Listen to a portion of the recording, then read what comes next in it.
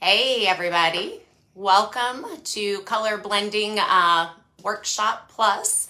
We're going to give it just a sec because, well, Monday night I was live by myself, but I have gotten contact with a few people and have been able to get them added to the class.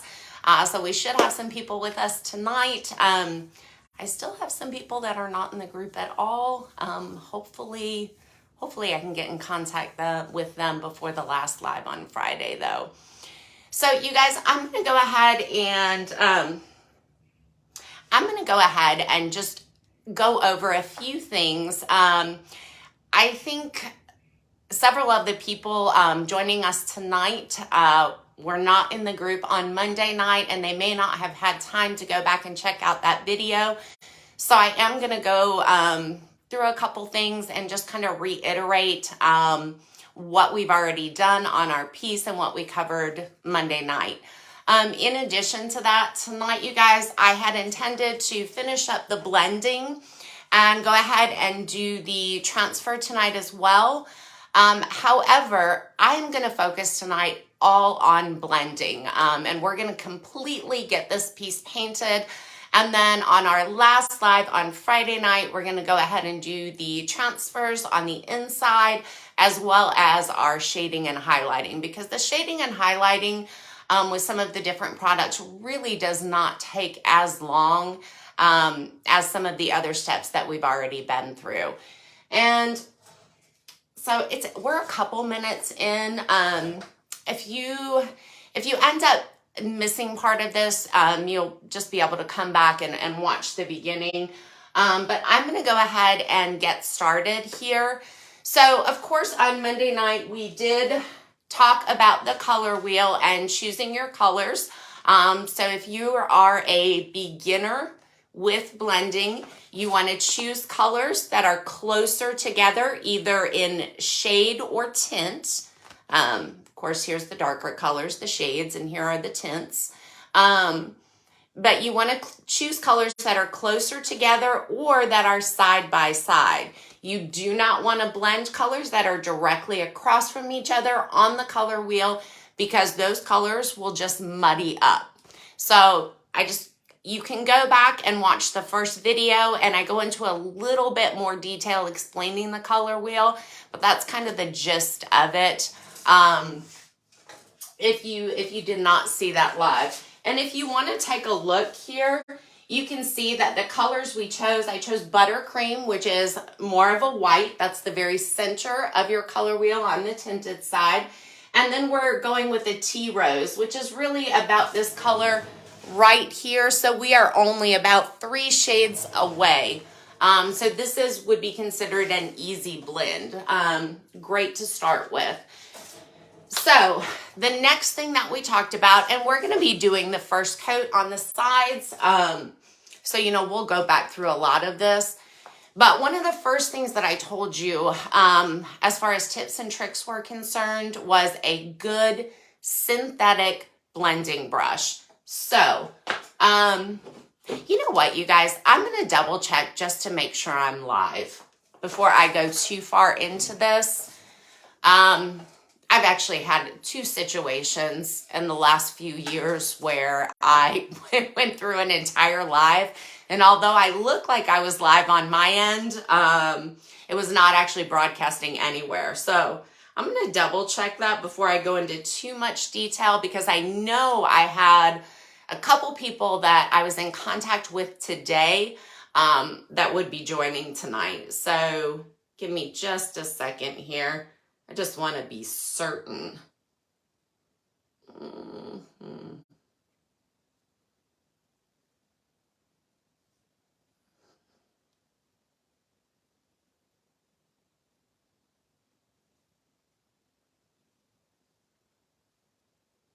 So let's see. Oh, perfect. Okay, so I am live. I just wanted to make sure before I went too far. Hopefully, everyone will be joining us soon. But, all right.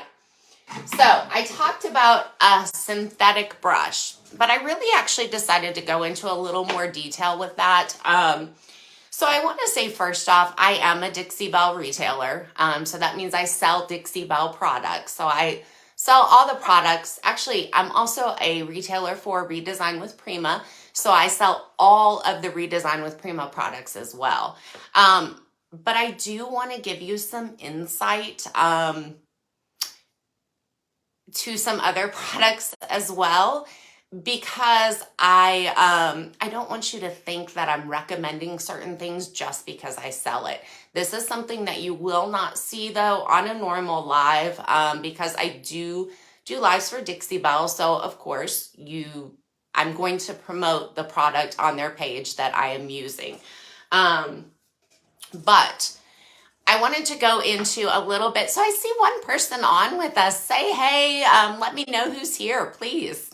So I said a good synthetic brush, and that's going to give you a nice, smooth finish. And this blend that we're going for, like I said, Monday night is an elegant, transitional, smooth blend. There's lots of different types of blending.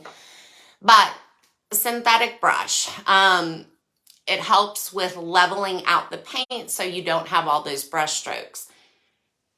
But when you are using your blending brush, it's also really important that you can have a synthetic brush, but the bristles don't flow like this. See how easy, look at it from the side. See how easy those bristles flow? You need loose bristles. So these are actually my favorite brushes. If I was not a retailer for Dixie Belle, I would purchase these brushes. This is also a Dixie Belle synthetic brush. It's called a Scarlet. By the way, everything I'm saying to you is how I do things. Everyone has a different opinion, and that's okay because different things work for different people. But this brush, I would not use for blending. It is much stiffer. I don't know that you can actually see it on camera, but when I do this, it takes a lot more pressure. It's very, very stiff. So if I'm trying to use this to bring my colors together, it's too hard. It doesn't mix the colors as well because it's that flicking, feathering motion that really brings those colors together. So this, to me, I will not use this for blending. This brush, I like it for decoupage, but synthetic brush. With that being said, there are lots of other brands of synthetic brushes. And I'm going to tell you, if you don't want to invest in a Dixie Belle brush, Klingon brushes, you guys don't laugh, these are really old. Some of these brushes are like 6 years old. But Klingon is a good brush. These are really worn down. The bristles were longer, but these bristles flow. So this would be a good blending brush. I like the Dixie Belle brushes better because the Klingons have this little ribbon thing around the head, and these have to stay on for the bristles, helps the bristles stay in shape. And it's just cleaning wise, that's really the only downfall. These are very good brushes, Klingons. Zebras are also good. As far as the flow of the bristles like this, I'm not going to mention what brand this is, and I'm going to cover up the name, but it's a brand that you would probably know if you know much about painting. These are the stiffest bristles ever. It is also a synthetic brush. This is not something I would recommend to blend. You're just not going to have a good experience. Even I wouldn't have a good experience with it, and I've been blending for years. This is actually a non-synthetic brush, and it's the only non-synthetic brush that I will blend with. I do not use it for this type of blend, but for other blends that I do, it's fantastic. This is an Annie Sloan brush. I only use it for one type of blending. I do not like it for painting or anything else, but I do like it for that. It actually feels like it might be partly synthetic and partly natural. And there are brushes that are that way. This one is really nice for a cloudy blend. I prefer that. Also, if you do not, Dixie Belle brushes are expensive. So are Klingons and so are the Zebras. If you don't want to invest all at once, but you still want to blend and practice blending, I would get the Dixie Belle brushes to apply your paint, or at least, one or two. But this is my favorite blending brush. It's the Mini by Dixie Belle. A Wooster. You've seen the Wooster brushes that are about the same size. The bristle thickness is good. They have the flow. Those are good blending brushes. They're less expensive. They don't last nearly as long, but while you build up your brush inventory, I guess, a Wooster is a lower, less expensive. Purdy's, those are nice brushes. Applying paint with them isn't bad. They don't last nearly as long as a Klingon, a Dixie Belle, or even a zebra brush. But they're okay. Also, a blending brush, they make a decent blending brush as well, because those bristles are synthetic and they flow. So like I said, I wanted to go into a little more depth there. So you guys, I do see one person on, but I'm not seeing any comments. So hopefully, let me just double check over here. Let's open this up. Oh, Jody, hey, good to see you. We should have a couple other people on tonight as well. One other thing I wanted to tell you guys about, I was hacked about a month ago, and it was literally hours after I set up this class. By the way, nobody's information, this doesn't affect anyone else. Nobody's information was compromised or anything else of that nature. I did not have access to this group though, and then hired a cybersecurity company. I'm trying to make this quick. I don't want to waste your time with this, but I know a couple people have had some issues getting into the class. Everything about that should be resolved, but a lot of that is just things that have happened or restrictions that I've had in place from Facebook because of that hack. So anyway, please let me know if you have any problems or anything else getting in. And I can see the comments over here, so that's perfect. So like I said, brush. So that's the next tip. So we talked about this Monday night as well, but if you weren't here, we're going to do it again because we're still going to do the sides with the first coat. And you guys, before we even get started, I'm going to go ahead and take the drawer out because this drawer, it has been painted all the way. I did the stripes last night on the Dixie Belle Paint Company page, but I also posted the link here if you want to see how those were done. That's something that wasn't included in the class, but it's there. Let's see. I'm going to pop you down so you can kind of see my really messy work area here. And we're going to go ahead with the second tip for blending. So like I said, I don't really do this anymore, but when I first started blending and learning how to really bring those colors together, this is something that I did to help me, because the difficulty that many people have with blending that I've seen in in-person classes, as well as, issues that I had initially as well, is the paint dries quickly. And you just don't have the work time. The work time is low. You just don't have that work time to really bring those colors together and get them melded. So one way to give you a little more time to bring your colors together is to add a little bit of water to your paint. The coverage is really good. You can see this is only one coat on here. So the coverage is really good. This is the paint as it was thinned. So for the most part, unless you're using a really highly pigmented color, you're still only going to have to do 2 coats. But in some cases, which a lot of times it's this way anyway, if your color is highly pigmented, you may have to do 3 coats. I think I'm going to put a little bit more paint in here. I have a lid or whatnot. All right, so we've got our tea rose, Really pretty. I'm going to show you about how thick this paint is right now. And then let's go ahead and get some buttercream over here. So this is just this nice kind of eggshellish, kind of an off-white, antique white color. I just need to stir this up right quick. You always want to stir your paint because it does tend to separate, whether it's oil or water-based paint. And you guys, this part that I'm showing you right now was probably my #1 issue with blending when I first started to blend. Because I was an oil painter previously, and oil, I mean, it takes days to dry. So you have a really high, you have a lot of work time with oil-based paint, so it's super easy to blend.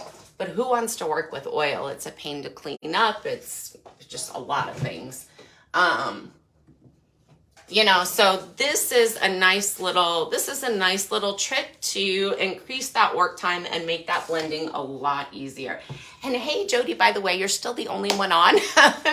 If you have any questions, as you think of them, just pop them in the comments, please. And I will, this is a little bit different from the lives. I'm going to walk you through everything. And then I'm going to go back and I'll answer any questions, and then we'll go on to the next step. But you're the only one on with me, so. All right. So now we're going to go ahead and take a little bit of water. I mean, this is just regular water. It doesn't matter if it's like filtered or anything else, just water. And we're going to pour a little bit in here. You want to, it's really easy to add more of something, a lot easier to add more than it is to take away. So, whoops, actually I poured a little bit more in here than I meant to. But you can see, I don't measure it. You can kind of see how much water that is right there. I would say maybe a quarter water to how much paint. So if you put in like 4 tablespoons of paint, then maybe 1 tablespoon of water. So in this case, I actually think I watered this down too much. I accidentally poured too much in here. So good example. Maybe I didn't. Just want to stir it up really, really well. You want to make sure that you get all that paint mixed in with the water, so you still have the integrity of your paint. That's actually pretty good. See how soupy that is?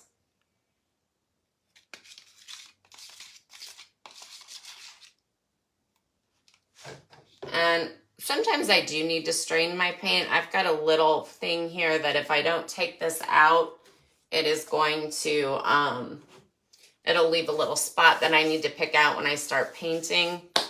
So just gonna get that off. So you guys, I might end up going back and thickening this up. I'm gonna go ahead and try it. But you see the consistency of it now. It's a lot different. This is the consistency of the paint. You see how much water that is, how much I've watered it down. So we're just gonna pour a little bit in here. And I did a little bit less in this buttercream, but I also put less paint in here. So we're just gonna stir that up. Yes, and actually Monday night, well, I had a couple people that actually had an issue. They were getting an error message when trying to join the group. And I've had some people that purchased early on, like the beginning of April. And I don't know if maybe they've just forgotten or if my emails are going to spam or what's happening. But I have several people that aren't in the group at all. So we'll see. But like I said, this class will continue to be available. If you purchase early, you just get the benefit of 6 hours of live time as opposed to people who are just watching everything on replay that purchased the class late. But this class will continue to be available, and you will have access to it for the lifetime of the class, or for the lifetime of the class. I hate saying for the lifetime. I guess the lifetime of Facebook, but yeah, the last month. Well, I know you from the live, so I recognize you. I've just had it, so it's just been a crazy month with the technology. All right, so this isn't quite as soupy, but this is good enough. We just want it watered down. So that's the second thing. This is going to extend the time for it to dry and give you more time to bring your colors together. We also talked about thin coats. You want to, and we'll actually touch on that a little bit more when we get started. I want to show you what a thin coat is. That's kind of relative. Let's see here. Just want to get this around. All right, so we're going to go ahead and get this red area ready to paint right here. So this is the raised stencil that we did Monday night. Let's see here. And this is a redesign with Prima Kacha stencil. It's called Anissa. And you'll notice we did do some molding Monday night, but I also added this border molding. We did pour one of these. And the extra molding that I've added, I do have on video, so I'll be posting those as a bonus video. You are going to be able to see every single thing that I do on this piece. My focus is on blending, but I want you to have access to everything that you can do and how to do it. So, what I'm doing here, we did this Monday night. I have not touched it since on this raised stencil. So now we're going to go on to what you want to do with this prior to adding paint. So you see on this stencil, we did half with the tool that comes in the silkscreen stencils, which I have right here. Hold on. In case you don't remember, we did half with this tool, and then we did the other half with the silicone brush, just because you can't buy these separately. And if you don't want to use something similar, like, not a debit card, we talked about something thinner, like my Blue Cross and Blue Shield card would be perfect. It's the right consistency, thickness-wise, the right flexibility. But if you want to use a tool, we have our silicone brush. The thing with the silicone brush is it's more flexible, more easy. So you see, it won't always give you the detail. Like see here how that detail is with this tool. When you use something like these silicone brushes, you're not gonna see this whenever you show up on paint, but it just won't give you that detail because it tends to, when your stencil isn't laying flat, because it tends to bend too easily, and you'll get a lot of underneath bleed through. With that being said, all of these little peaks, you just want to sand them off, and that's really easy to do. And like I said, the other option is to cut your stencil to the size of this so you can lay it flat and you don't have to worry about this. But you can always go back and re-watch. So this is really thick in this area because that's where we use that, the silicone brush. So it's just a little bit of extra sanding. And this right here is equivalent to a 120 grit sandpaper. And we're just going to sand these areas down so they're nice and level. doesn't stand out as much once you put paint over it, so you're not going to worry about these imperfections. But you don't want any sharp pointy peaks sticking out. So I just like to run my hand over it to make sure, because sometimes you won't. We'll do one last pass like this.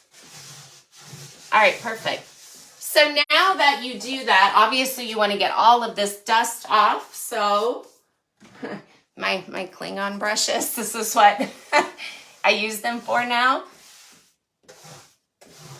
So I do take, there's quite a bit of dust you can see down here that gathers. So I usually take a brush first and go over it to get some of that dust off. I don't want it to go into my paint, so I'm trying to be a little careful.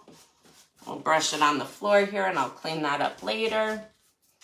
All right, so once I get a lot of that excess off, I'm gonna come back with a tack cloth because I wanna make sure none of it is left. And with the brush, you're gonna have some left behind. The tack cloth is really sticky, so when you run it over here, it's just gonna take all of that excess off. And of course, some of that dust flies a little bit, so just want to come in and make sure everything is off. All right, so now we are ready. We're going to go ahead and do the areas with the first coat that we did not do Monday night. All right, so I see somebody else jumping on. Hey, Thelma. All right, so for blending, we've thinned out our paint.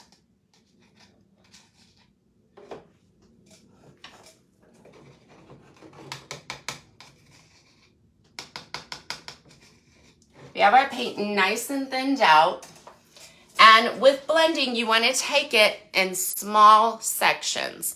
So in this case, I like to start with the middle because in this case, it's indented and it's going to be easier to do these outside areas without touching this middle section, if that makes sense, because that's one of the things with blending that people talk about. When you have to go in a small section and then your brush actually accidentally flicks over here and you get, a paint mark in an area you already blended. So I do like to start with the inlaid part. You still are always going to have some of that, but it works together. But I like to start with this inlaid part. I also like to pick a brush appropriate to the area that I'm covering. So in this case, this is a larger area. And by the way, larger areas are typically harder to blend. So if you're working on a chest of drawers, you've got a really tall, lengthy section, that's going to be the hardest area to blend. So when you're first starting blending, smaller pieces, smaller areas are going to be easy for you to get the feel of the brush, the feel of the paint, and be more successful with it. But we're going to go ahead and, in this case, these brushes hold a lot of paint. So you're going to want to be really cognizant of how much paint you're putting on here, because another tip is thin coats, not a lot of paint. The thicker you put your paint on, it's going to start to dry from the inside out. So when you're trying to bring your colors together, the inside of that is already starting to dry. It takes longer if your paint's really thick. Those inside areas are already starting to dry, so you'll end up getting pull marks, and your colors are just not going to blend successfully. So thin coats. You do not need to use a lot of paint. Also, I'm going to use an oval small for my pink, and for my larger area, I'm going to use an oval medium. This holds a ton of paint. If I actually dipped my paintbrush into my paint, say up to here, that is going to be way too much paint. That would cover this entire side and all these sections for me. You do not need to use a lot of paint, and it's going to be detrimental to blending. So you do want it to be nice and thin. So I've got these two brushes. This is my first coat. I typically do not add water to my piece on the first coat. but you do want to wet down your brushes. You want to soak these brushes. You want the brushes to be very wet. That's going to help in the areas when you're applying the paint. It's going to help this paint not dry so quickly. So first thing I want to do is lay down the pink. Also, when you're working in a larger area, we did not do this on the front because those were small areas. When you're working in a larger area, to get that transition, overlapping your paint allows it to blend and have a smoother transition, a little bit easier. So I am dipping my brush in, super soupy. I might end up having to add some paint to this, but you see how soupy this is, right? Super, super wet. All I'm gonna do, I did put a little bit more on here just because it is so soupy. I do not want to take a long time or worry about brushing out my color. So I am simply going to, now when you're blending though over, see how wet that is? See the difference in how it goes on? And it's not a whole lot of paint. But when you're blending over a raised stencil or something like that, the first coat you are going to be going for coverage and laying out your colors. So you're not, I do find that if I blend a little bit more here, it's easy to transition my colors together on the second coat. It's a bit easier. But when you've got this going on, you do have to worry about getting in the details. So you do want the coverage on this. So go ahead and just, if you've got some areas where you're not in the details, go ahead and put it in. But so my paint is not, it's just laid on here. It's terrible looking. So now we're gonna do the same thing. I'm gonna take my oval medium. I have a larger area, so I picked a larger brush for our buttercream. And do the same thing. See how much paint I have here? I want you to really see that. See how, this is a lot, and it's because it's watered down. When I don't water down my paint, watch me on a live. I do not put this much paint on my brush ever. I don't want it thin. I'm actually dripping it down. I don't want this too thin because I need that transitional. I need that extra paint to really blend. So I went in the middle, and now I'm going to start overlapping slightly on the sides.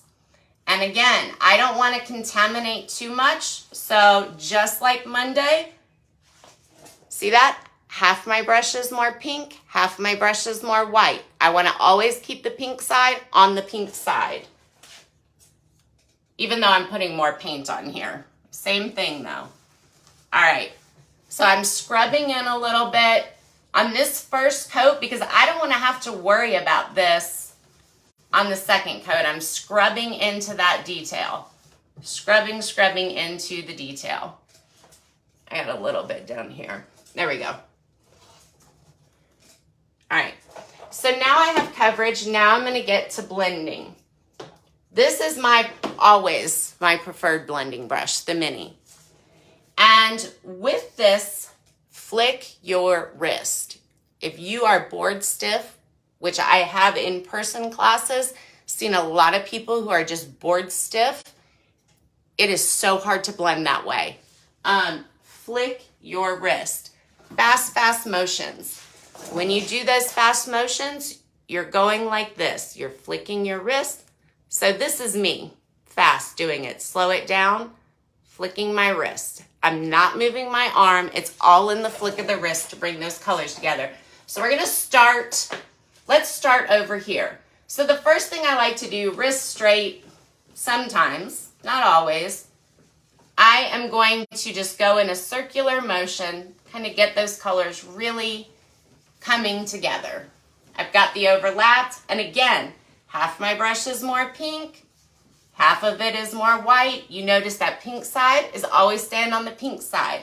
If you don't do that, a lot of times you will pull your colors together so much that you just end up like with one color of a mix of the two. So now that I've done that, I'm gonna go ahead and Get off all that excess paint. You want this brush dry. You never put water on this brush. It's going to blend better dry and without a lot of paint on it. So now we're going to go over here and we're really going to start bringing this together. So now I'm going to start flicking my wrist in that motion, in that pattern. Doesn't matter which side is which, by the way, for this part. I'm just going to go around, flick that wrist. And the faster you go, the better off you're going to get. And by the way, first coat, so this isn't going to be a perfect blend job. I'm coming up here because I just had a glob of paint up there. It's time for me to get the excess paint off. And the reason I know that is, I told you I had a glob of paint up here. That paint transfers to my brush. And then when I go back in this general area here, I'm just putting paint on. I'm not blending. So again, we're just gonna go through here. You're gonna wanna watch your piece. Don't think too much. Just see where you might have an area that hasn't come together very well. Anything like that. Okay. So actually, I'm really happy with this. I got a drip down here I had to get rid of. I'm really happy with this, but now I want to smooth it out. So I'm going to smooth out my pink sections first. So I'm just going to take it like this, go up and down. Pink side, white side, flip it around. Do the same thing over here. I want you to see, I'm going to bring you in close. I want you to see the feather. I am barely touching this thing. This is a feather. I am getting all the brush strokes out of it. I am feathering. I'm getting everything going in one direction. Flip my brush around. Feather, feather, feather. I am not painting. I am not bringing colors together. I am barely touching my brush to this piece. I'm going to bring you guys back now. All right. And now I've wiped my brush off again, and I'm just coming in here and I'm just doing the same thing to the center section. Notice I'm not going all the way over to the pink. My paint is pretty dry anyway. I'm just smoothing and feathering it out. So we're going to come back and look at this in a minute. It still looks, like I said, this is first coat, but it still looks a little blotchy. In real life, it doesn't actually have that effect. That's a camera thing. And part of it too is how fast, or the way the paint dries. So you've got everything. Everything looks great there. Now, I'm going to show you guys something. I want to bring you over here. I did not hit this section right here. So what I want to do is I want to come in. Actually, I'm going to use an art brush.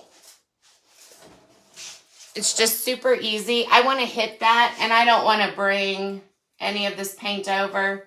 You just go over this section right here. I don't want to use a big brush because then I'm going to mess up my blend a little bit. And normally I would get that first, but I was really focusing on, there's always some little areas that you don't get. All right.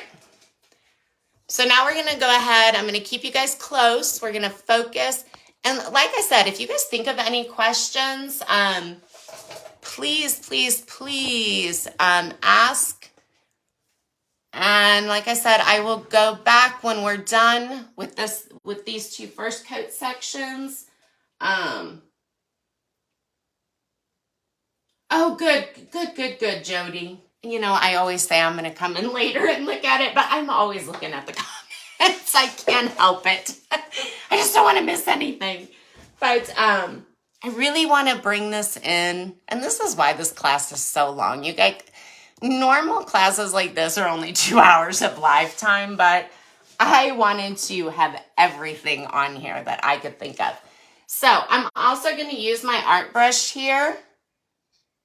I know this is the first coat, but and so it's not really a big deal, but I just want to get this section in here, and I don't want to contaminate that area that we just painted. I'm going to come up here, do the same thing. Just make sure my coverage is good.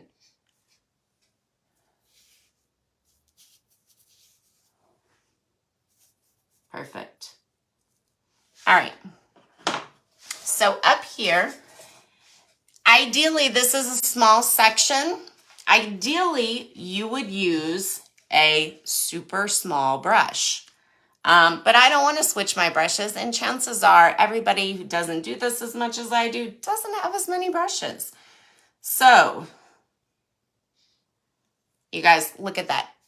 Look, you can barely even see the paint that I stuck on the corner of this brush. You really actually can't even see it. We're just going to go like that. I am only dipping the corner of my brush in here. Look at that. You can barely see the paint I have on here, right? Number one thing in live classes that I see people doing is using way too much paint. Way too much. So, and you guys see the coverage on this. And this is the coverage with me watering down the paint. This paint goes forever. I love this paint. All right, so this is a larger section. So you see I've got more paint. But you see, it is just barely dipped in there. And this might even be too much. And I am just laying it down. Now look at that. I still actually have more paint on here if I wanted to go paint something else. Lots and lots of paint. So we're going to come in here. Same thing. We're just going to kind of smash that together. Circle, circle, circle, circle, circle, circle. Now we're going to wipe all of that excess off. And then all we're going to do is flick that wrist. Little X patterns, flick that wrist. And you can use a smaller blending brush when you get to this section. I just don't want to switch out. But if you're new to blending, the appropriate size brush for the appropriate area does really help you. And we're really just going to feather this part across. You see, I'm always flicking my wrist whenever I'm trying to get those colors to come together. Flick, flick, flick. Flick, flick, flick. My arm's not even moving. I'm just flicking. Okay, so I like this, but you know what? I think I want more pink down here. I don't want a whole ton of pink, though. Watch this. See that? My art brush, just that paint on my art brush. Because, you know, whenever you're looking under something, you're going to see a shadow. So it's going to be a little bit darker coming down from the top. And I want it to be a little bit darker down here to give it a little more definition. And we're just going to do the same thing. My paint, my buttercream is a little bit drier, so it's not pulling together as well. But again, first coat. This is how you figure out how you want your colors to be. I'm actually changing the way I did some of the colors on the front. I want it to be a little bit lighter. So, you know, this is how you figure out how you want your piece to look. All right, I'm going to move you back because we are now going to do the side and the bottom. Let me just drop you down and see if I can get you a little closer. So for the bottom, I have this molding on here. And you really want that to pop. You really want that three-dimensional look and everything on here. So what we're going to do is take our French tip brush. Let me see. Make sure you can see that really well. Hey, Jody, just tell me if you need, or if you don't see something very well, or if I need to adjust it, please. Since you're on with us here. So we're just going to dip this watered down paint in. So I didn't add a lot of water to my piece. I did one stripe across with the blending, with the sprayer. And that's because my paint is watered down. If I did not have my paint watered down, I would have sprayed more water on here because it helps the paint just sink into those grooves without you having to spend a lot of time or do a lot of work. But you want this darkest color in those grooves so that when we start doing our highlighting and everything, we're painting in some of that shading. It's just layered in. And that's what really sets your furniture painting apart from everyone else's, is all of that depth. I'm just lining that out. All right, so my coverage there is good. You don't want to have to worry about coverage on your second coat. So this first coat is really about laying out your colors, doing some blending, but laying out your colors and making sure you have coverage. So there's not going to be a whole lot of blending going on down here because I like my bottom sections to be dark, kind of like it would be in real life. You would have a shadow coming down here. So just want to get it all under here. I leave the bottom of my legs typically pretty dark as well. I'm going to bring part of this up. I won't do really any of the buttercream down here. Just going to get inside the bottom of there. All right. And actually on this side, normally on the back side, I don't do a lot of highlighting. So by the way, when I just dipped my paint in, I only put it on a corner of my brush. And then you see how I am just sliding it. Oh, sorry. That's why I pulled you back. Sorry about that. Let me pull you back a little bit so you can see the whole thing. So when I'm dipping my brush in, I'm only putting my paint on a corner of it, hardly any paint.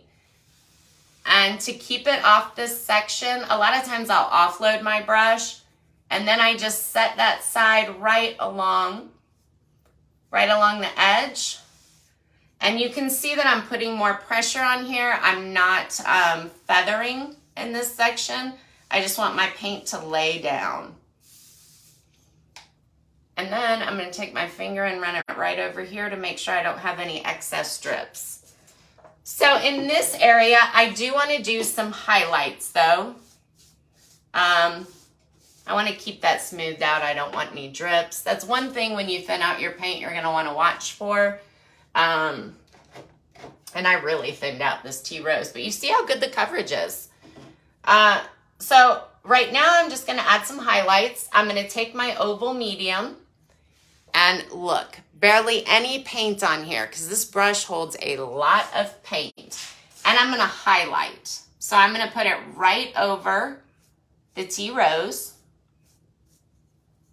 right over this. And I think I'm going to go ahead and maybe this center section will just lighten it up a little bit. I'm just putting my paint on and a little bit of a dab.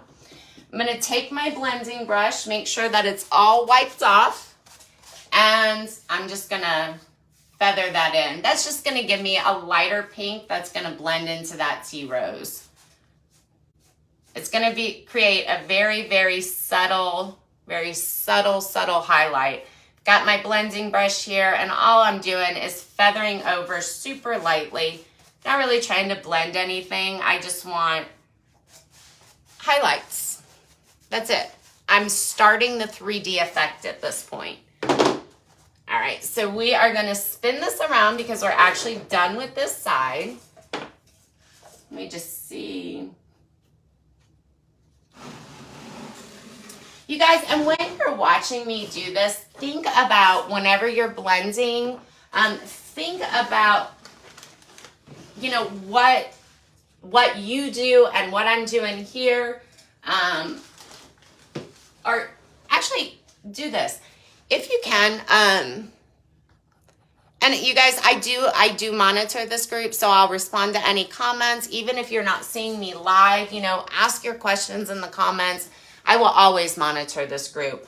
If you can, Jody, though, just post and let me know, like, when you blend,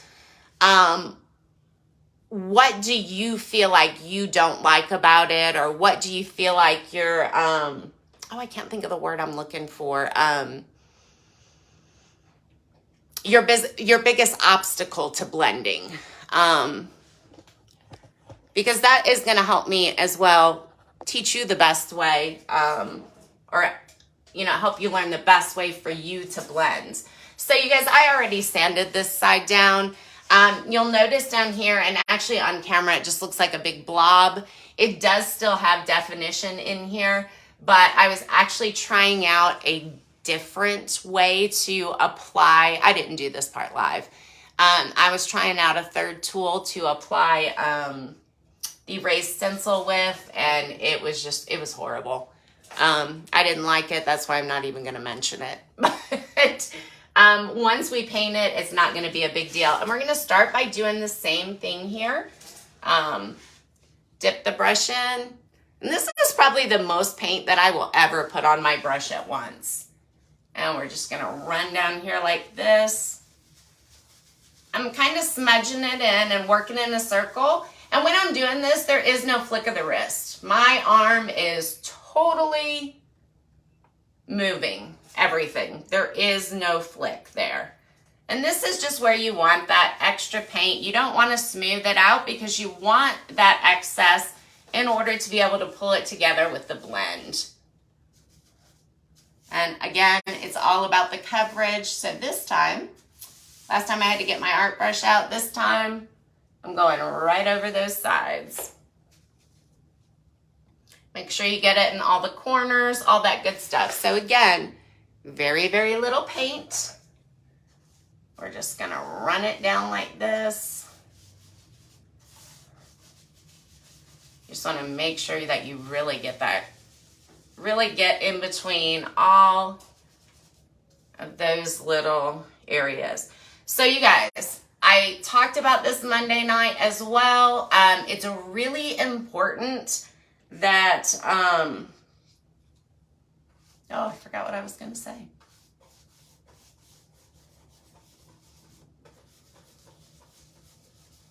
Just getting in all that coverage area. Well, I'm sure it'll come to me again, but I did say it Monday night, so it's there. All right, so now we're gonna come back with our buttercream. And so by the way, I am noticing, I haven't overlapped yet, but I'm noticing that it's a little bit drier, so it's not dragging because anytime it drags, you need water. But I'm noticing it's a little harder of a pull. So I'm just gonna mist down my brushes, get those nice and wet again. And we're gonna do the same thing. Again, I'm just gonna scrub this in. Bring you in closer. I have to remember to keep moving you though. But I want you to see how much I'm scrubbing this in. Like, so you can really, oops. So you can really see the amount of pressure that I'm putting on here. Let me take you back a little bit. I just want you to be able to see this whole section. So this is coverage, not any overlapping. Your middle section of this larger area when you're blending is easier to put the paint in first if you're newer, because that way this isn't really blending at all and it's okay if it starts to dry first. So the rest of this, I've got very, very little paint on here. I'm overlapping where my pink section is, because that's gonna make it easier for me to blend. And that's it. So now I'm gonna take my blending brush again. So it looks like there's pink paint on here. It isn't. I've got it all wiped off. So that's not even an issue. So we're gonna do the same thing. We're gonna keep, this is gonna be my pink side. We're just gonna scrub it in.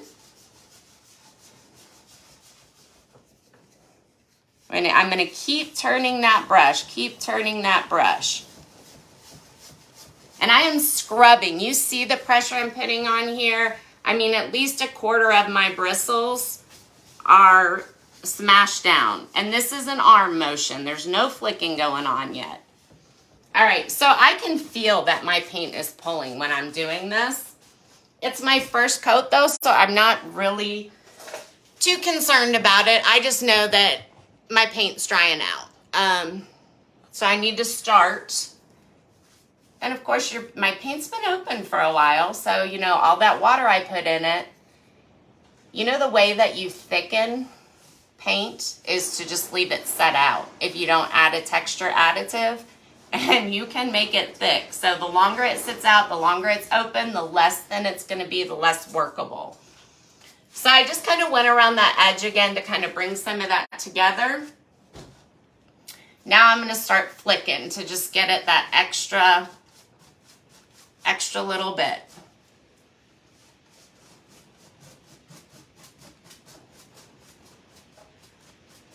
And I'm still putting quite a bit of pressure on here because my paint is drying out. Normally I would be feathering at that point, but you do want to consistently go with the feel of your paint.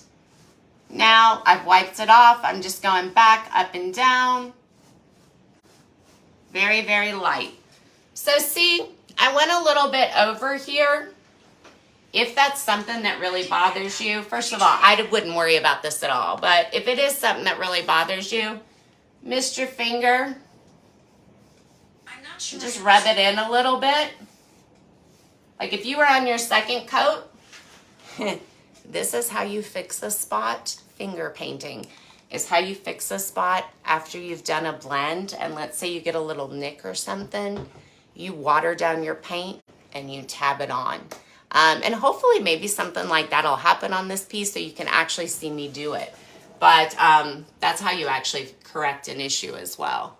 All right, so we've got this done. We're just going to go ahead and quickly do the top of this. Same way, guys. So I want to say one other thing. It's really good. I'm not going to use my art brush. That was really more so for your benefit. Normally what I do is I just hold my brushes down here.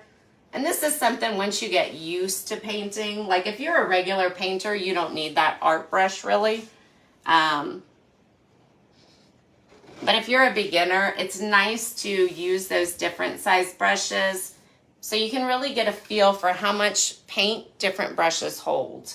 It can really be deceiving. All right, again, we've got just a little bit here. We're going to move that across. And we're going to go back to our blending brush. We're going to kind of smash it in like that. Kind of smash it in like that. Same thing, go up and around. And then wipe that off. We're just going to feather out. First coat, it's not a huge deal, but it will help bring your colors together on your second coat if you blend the first coat. Remember what I was going to say.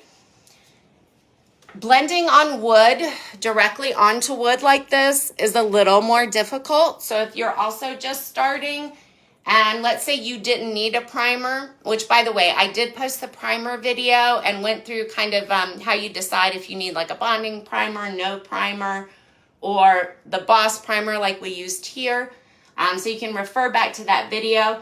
But if you have no primer, you're going straight onto your factory finish with just a little scuff sand, and you're new to this, I would put a base coat of just one color, or even a primer, even though you don't need it for that reason, because it is easier to blend over a coat of something, whether it's primer or a base coat of paint. Okay, pop you back out. We're gonna, whoa.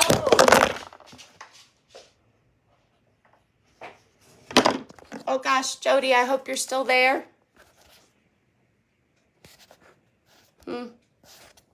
Let me see. Oh, perfect. Sorry about that. My tripod just went down. I've been moving it around so much. All right, there we go. So we're going to quickly get through this bottom section. I mean, this bottom and the side are really easy. There's not a whole lot going on there. Just want to spray that because of the details. We're just going to get in here really, really quick. So while I'm doing this, there's actually quite a bit in this class that I'm including in bonus videos that I did not advertise because, like I said, I want you to see every step. I wanted it to be something for everyone that can actually grow with you. So I probably will have, I'm going to end up doing some decoupaging on this piece, which wasn't in there, but I'll be posting a bonus video of that even after the time that our lives end. So, you know, just check the group as well. I would say all the way till probably Tuesday of next week, because I will be posting bonus videos. I do have some bonus videos as well of the molding and some of the repairs using Dixie mud. I just need to go through and kind of take out the things that don't matter. But I'll be posting those over the next day or so. And then tomorrow I will also be doing a video on protectants. I'm going to cover all the different options, and I will be protecting it tomorrow before we go in and do our detail work. Got to get rid of that brush. So that's a natural bristle brush. It's more likely to give me brush strokes than these synthetic brushes. So that's why I kind of wanted to get rid of it. I want this to be a nice smooth blend.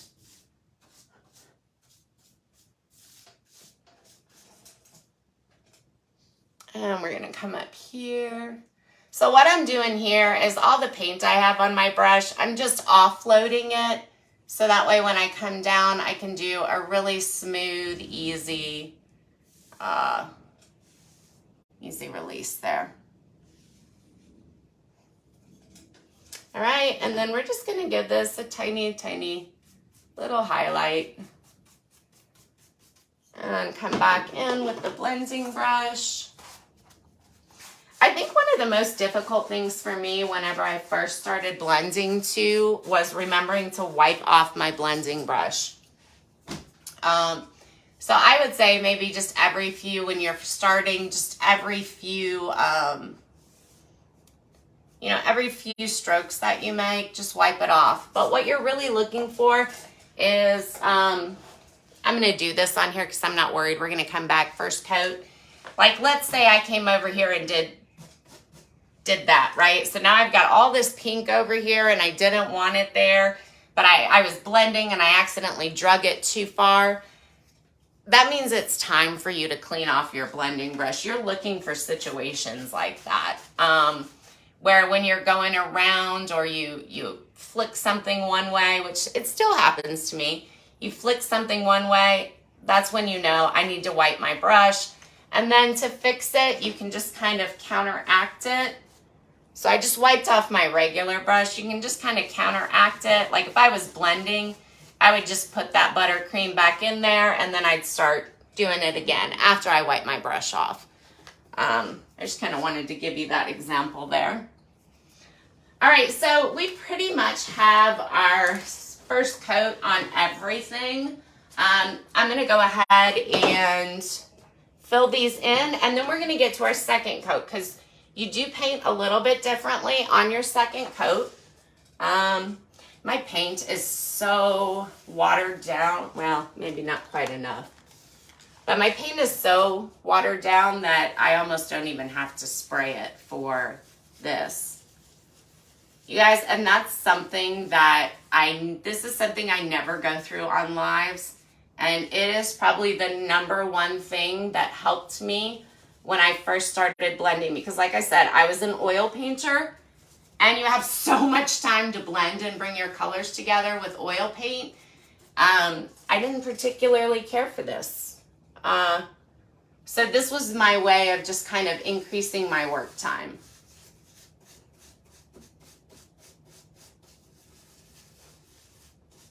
Also, probably the next biggest thing is flick that wrist.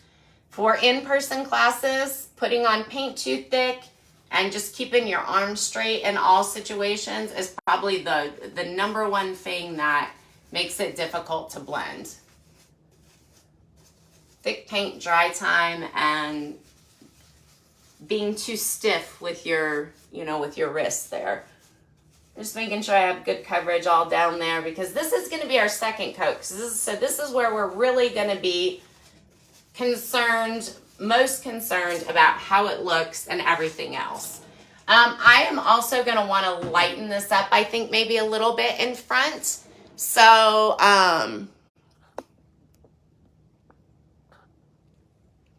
so we're going to kind of adjust that as well. So I'm going to bring you around so you can kind of see here. Actually, you know what? I'm sorry. Let me see something here. Actually, that's the inside. I didn't plan on doing any of that. I'll take care of that. We're going to do the transfer on there tomorrow. So now, second coat. I am actually going to start my second coat with fresh brushes because more than likely you would as well. Not to mention, when I'm doing a really large piece of furniture, usually when I get halfway through, I switch out my blending brush because your blending brush just gets muddier and muddier and muddier. So your blending starts to change the longer you use this brush. So if I'm doing a very large buffet, I'm going to switch my blending brush halfway through. Or if you can't, wash it out and just the way that you dry your brushes, because blending is easier when your blending brush is dry. The way that you dry it is you take like one of these shop towels or something like that. You're going to squeeze all the water out. But after you do that, I'm not telling you should use your clothes, but an apron, a towel, anything like that, just lint free. All you're going to do is, I use my pans. I find it's better than using something like this. But after you squeeze all the water out, just continuously go like this across, I would say cotton would probably be best. Just keep doing this, and that'll take most of the water out, and you'll be fine to blend with it if you only have one brush. The way that I store my brushes here, which I didn't get my bag out, but this is a nice little tip. These brushes, you don't necessarily have to switch those out. In fact, I'll continue to use those because those brushes, the wetter they are and the more paint they have on them, the better off you are. It's your blending brush, though, that's really important. But the way you store these, if you're not going to wash them right away or if you just want to reuse them, who likes washing brushes? It's like dishes. Ugh. Anyway, spray them with your Mr. bottle, put them in a Ziploc bag, zip it up. You can actually keep them for days if you put them in the refrigerator. Otherwise, like, you know, overnight or whatever is fine. I forgot to get mine out, though, so we're just going to set it off to the side. I've got to take a quick drink break, too, here. And we're doing great on time. Jody, do you have any questions, any thoughts, anything? Like I said, how are you, like, what do you see as your, why you're not happy with, like, your blending, or have you tried to blend before? I know, Lisa, I think, you were going to be on tonight. I don't see you, but you said you had been painting for 2 years. With these techniques, you should get it pretty quickly, because you already have a feel for your paint. But when you watch this on replay, please tell me what you feel like is most difficult or your biggest challenge. That's the word I was looking for. What's your biggest challenge with blending? Because I can address that. And even if I need to address that on Friday, we should have enough time. We have plenty of time going through tonight so far. All right. So I could come in here with the bigger brushes that I was just using, but these are really small areas, and I want to be kind of particular. And I'm going to tell you something that I still have to do after years of doing this. When I am in a small area, even though I'm using one of these small synthetic brushes, these brushes hold a lot of paint. Sometimes I have to come in with an art brush, and especially if you're using two colors that are far away from each other on the color wheel, for example, like black and white, I will use black goes a long way. I will use a very small brush to limit the amount of black that I put on there, because even so, a lot of times I will put too much paint on here, and I'm a very thin painter. So that's just another thing to watch out for. All right, so I'm going to use this brush, and for my buttercream, I'm going to use a round large brush. And by the way, this is a flat small would work. You could use a round small. Again, if you're just building up your inventory for brushes, get a craft brush like this. and I could apply my tea rose with this and I'd be just as fine. So you don't have to have a ton of synthetic brushes, but number one, you want a really good synthetic blending brush. Absolutely. If you're buying your first brush, a lot of people like to paint with flat brushes too. I would probably go with the mini. All right, so here we are. When I am doing my second coat, this chalk paint is super porous. So when you're putting another coat on top of it, you actually want to spray your piece. You don't just want to spray your brushes. When your paint's thinned out though, it's a lot easier anyway. You can spray less water onto your actual piece, but you're still gonna wanna work in small areas. This is just gonna make it glide. So we're gonna come up here, we're gonna do that section, we're gonna do that section. And for the most part, I am keeping with a lot of tea rose here, especially in these recessed areas. So now my coverage is here, by the way. So really for the most part, I'm focusing on looks on this second coat. Let me make sure you're up far enough to see. Get you in close. I want you to really be able to see what I'm doing. Let's bring this over. I'm just doing a highlight here, so I'm going to cover the whole thing with tea rose. And then I'm going to come in with my round large here, super slight. That's almost too much paint. I'm gonna wipe some of it off. Super small amount. I wanna highlight this raised area just right over here. Also, I am switching out my blending brush, but for these little highlights, to blend these in this area, I don't want to blend too much. I just got a round small here, and I am lightly.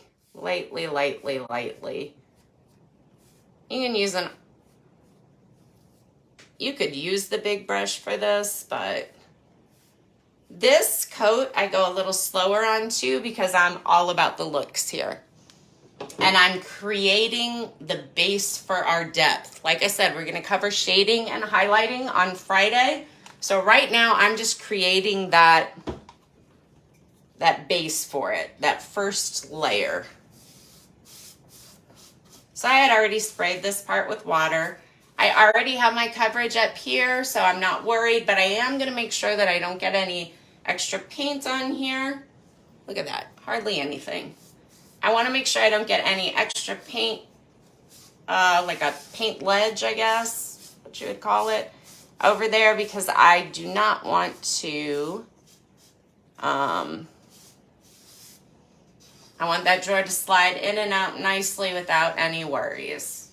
Of course, the last thing you do is put some Big Mama's butter on there, and that, if you've got sticky drawers, that's going to take care of it. It's fantastic. All right, so we got our little,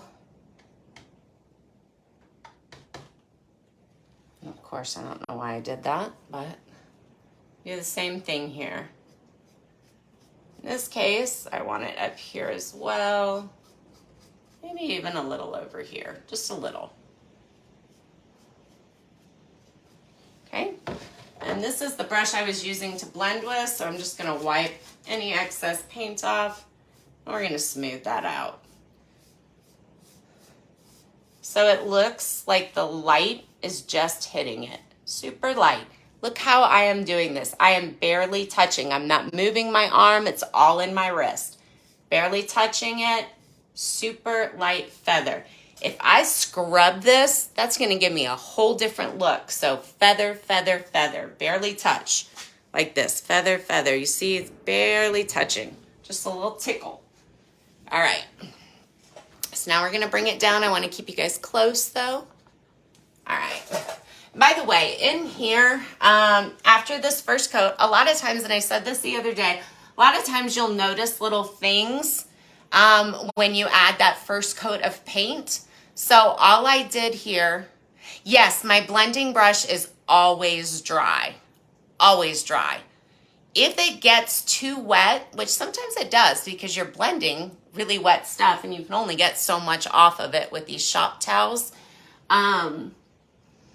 it will start to blend differently. It'll get more difficult for you to blend the wetter that brush is. So a dry brush for the blending brush is what you want. But I went in here and I just added a little bit of Dixie mud. It's all on video. I'll be posting that as well, because if you had the opportunity to watch any of the videos, there was actually metal in here. I took all of that out. It's all, though, on that prep video. But we're not going to worry about this because it's not going to matter here. We're going to cover it up with the second coat, and it's not going to make any difference. So we're going to go ahead. I'm doing this whole door at once, but like I said, in this section, I want to decrease. I think I want more of the buttercream in here. So I'm not going to put as much tea rose as I did on the first coat. Definitely want it shadowed up there. And I'm still not spreading out my paint that much. It's a little spread out, but it's not a lot. And then I want to put some right around in here. Just in these cracks and crevices. That's where you would normally want it darker. Not a whole lot again. Not a whole ton in here. And maybe some up in the corners a little bit extra. Again, this is where I'm more concerned about looks on this coat. All right. So perfect. I can always, and on this coat, I generally will come back and start to add a little bit more here and there, all that good stuff. So now we're going to come in with our buttercream, and I'm going to go all through here. I'm also going to spray this because I can already feel it dry. I didn't spray it at first because you see as soon as I spray it starts to run. So that's something you always have to catch once it starts happening. So I like to hold that off for as long as possible. All right, I'm going to come in here, just lay out that color. I'm not smoothing it out a whole lot, just getting it down.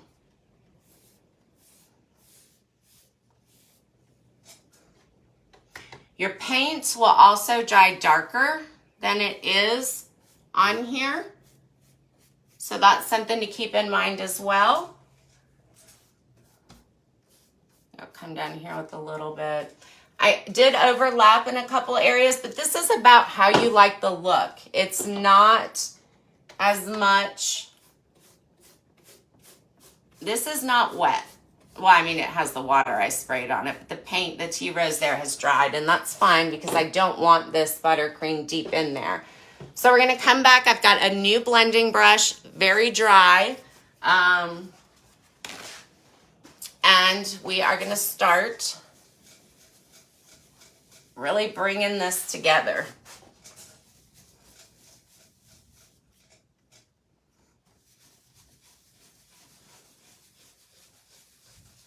And I'm just going in small circles. You see, this is where just using my arm here, no flicking yet.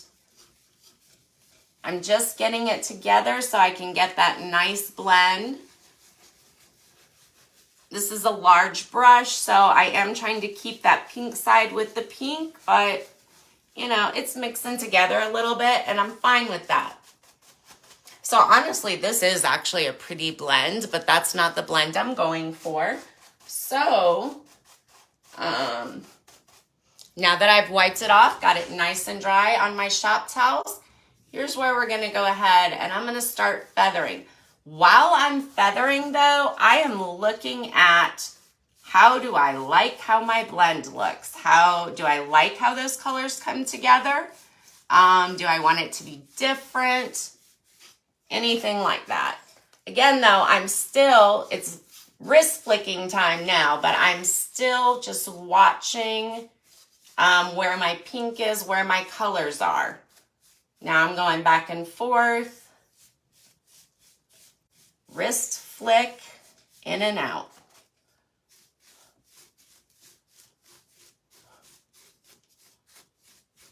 Right now I've got the little X pattern going with the wrist flick. Just gonna lightly brush over these areas. This is where I'm just feathering to make sure my paint is going in the same direction. It's nice and smooth. All of that good stuff. All right, perfect. So I really like where that's at. What do you guys think there? So I have a little spot down here that just needs to come together a little bit more. So I'm just doing that back and forth wrist flick. That's it. And that wrist flick is important. My paint's still not pulling, so I'm still working it. As soon as it starts to pull, I'm either gonna stop working it or I'm gonna add some water. So I want that to come together a little bit more right there. All right, perfect. Now, one thing that I almost always do, and this is not blending, but I almost always do this on molding because in the end, I want it to be very 3D. I just put a tiny bit of the buttercream on my brush and then I wiped it off, almost like I was gonna stencil. So it doesn't look like there's actually any paint on my brush. I'm gonna come over my molding and I'm just gonna do, hopefully you can see it on camera, but I'm just gonna do a slight bit of dry brushing over here. Very, very subtle effects.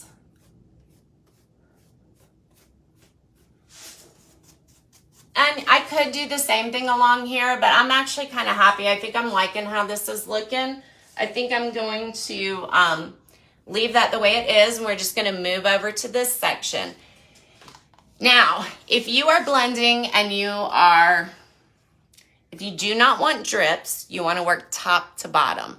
Another reason that you want to work top to bottom is when you spray your piece, it's a mister bottle, the mist will come over on some of these areas, and sometimes you'll get some little tiny dots in there. So you want to keep that when you want a smooth paint job. You want to keep that smooth, and you don't want that. So you just want to be mindful of where you're misting when you mist your piece. This side door, I'm going to mist first, and I want to show you kind of how it will drip, how you have to control that when you mist first. It's just a slight difference. And I mean, I can't say that on every piece I always do the same thing, but I put a little bit more pink on there than I did this other side. I'm just gonna go down in these corners. See that? It's very, very little paint. That's really, like I said, that is really important. That's one of the #1 things I see in an in-person class is just too much paint on the brush. Way too much. Let's go along that bottom section. Let's go around the inside. So I just lay my brush down and let it flow around that inside. I want to make sure I'm going to scrub into these corners because that's where I did that little repair. Otherwise, I'm not worried about it because I had my coverage on the first coat, so I don't really have to worry about that. In the corners, let's put a little more tea rose, maybe up there. See those drips coming? It's because I sprayed it first before I put my paint on. I would always spray it first if you are not watering down your paint. So once you get a little bit better and you don't have to water down your paint, you do want to spray first because the paint's pretty thick in and of itself. So now we're going to come back with our buttercream. Super small amount of paint. Just going to put some up here, put some over here. I only want it in this section, so I'm going to squeeze my brush bristles low so I can just keep that controlled. Super tiny amount of paint. I don't think I can ever say that enough. I'm just gonna flick this across. I may not have done this on this side, and that's okay. So for the inside, I've got a little bit more. This is gonna go all the way around. And we're gonna bring it over here. And like I said too, if you still have a hard time using these techniques, do an overlap until you get used to it with your colors, and that's going to make it easier for you as well. All right, so now we're just going to kind of scrub that together a little bit.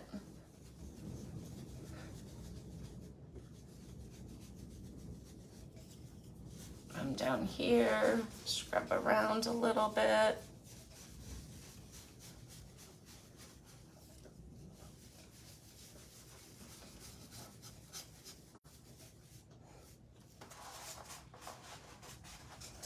And so my pink side is this side.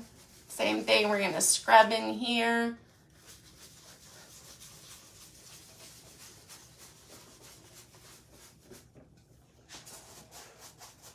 All right, so now is the point where my paint is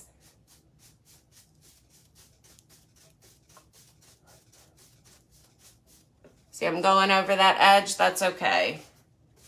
I'm just doing the wrist flick here, and it's very light feather at this point. You're just bringing those colors together a little bit more. So there I just noticed a section that wasn't together very well, so I just did a little scrub. We're going to do that wrist flick. You might find situations where you've already got it together so well that you can just start feathering over it for the direction of the paint, and it's no big deal.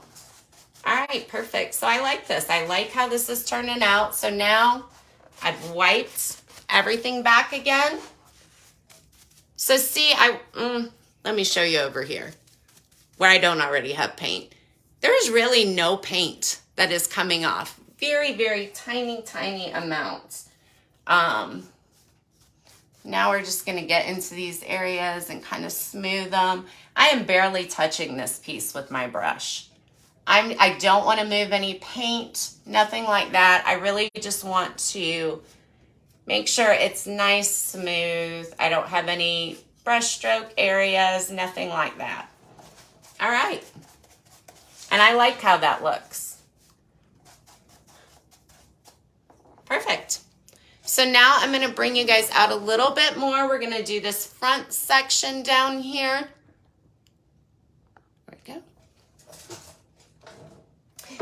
I may end up adding some molding to this. I feel like I love these medallions on here, but I feel like it's like a little mustache or mouth thing with, you know, I don't know. I think I'm going to pour a second one of these and flip it around so it's a large piece. Anyway, that was kind of off to the side. All right, so same thing. We're going to work in this whole section and finish up the front here. I'm going to spray first.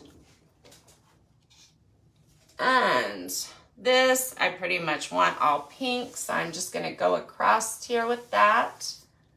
And then we're going to dip a little bit more so you can see.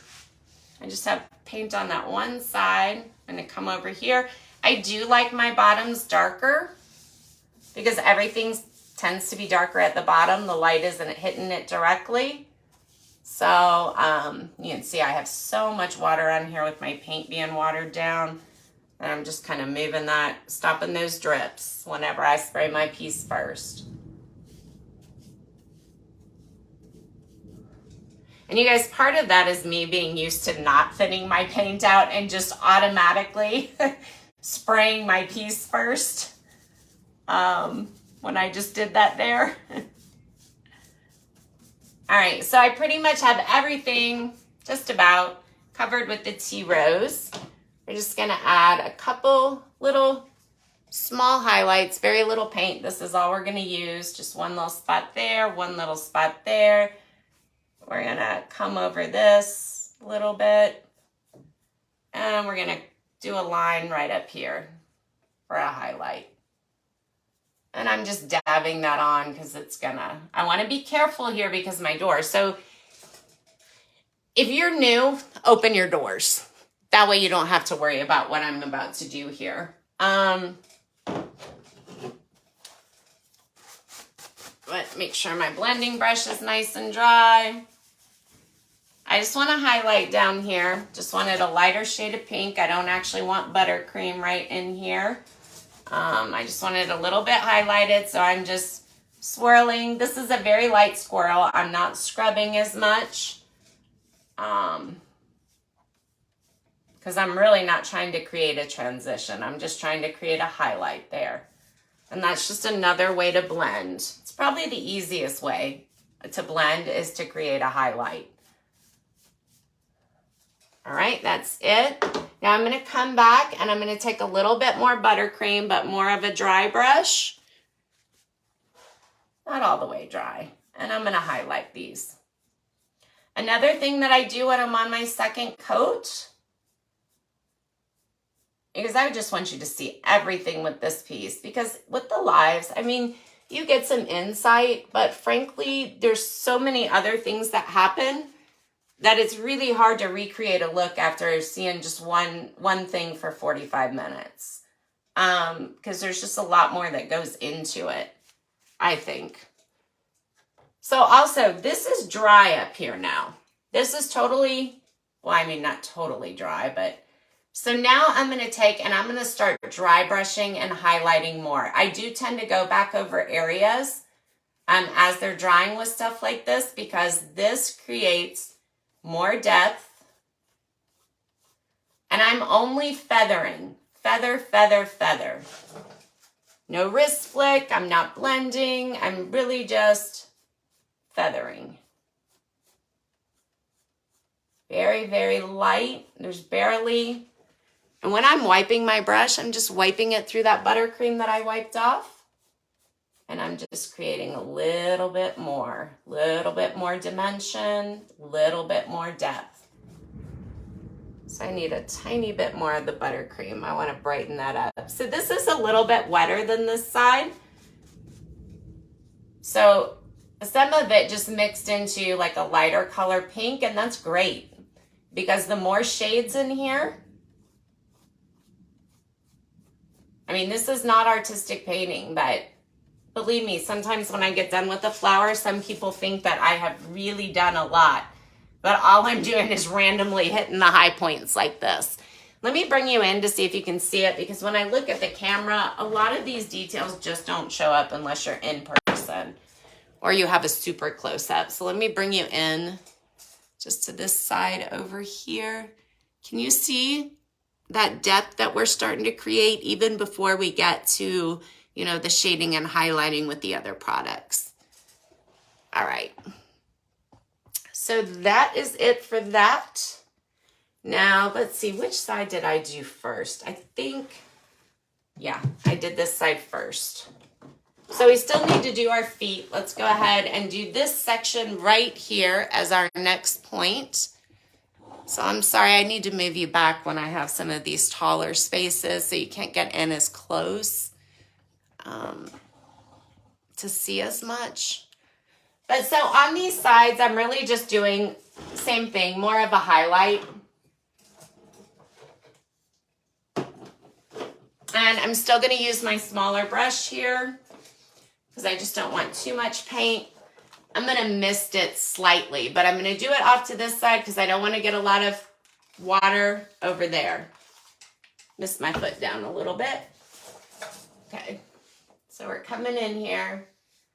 And when I come down this side, I do want to be a little bit careful not to come over too far. So I put my brush to the side. That way I don't contaminate that door we just did. Put my brush to the side and I just slide it down. See how it just glides down? So I don't have to like have a super steady hand or anything like that. Let's do it on this side, even though I don't need to because we haven't done the second coat over there. But you can see, pretty much just lay your brush down and glide it down. That's going to keep you from contaminating that other blended section if we had already done it. And I'm pretty much going to keep the majority of this, I think, pink. Of course, I want the darkest pink in those grooves. And let's bring this up a little bit. Now we're gonna come in with our buttercream. So it's gonna be more of a highlight. There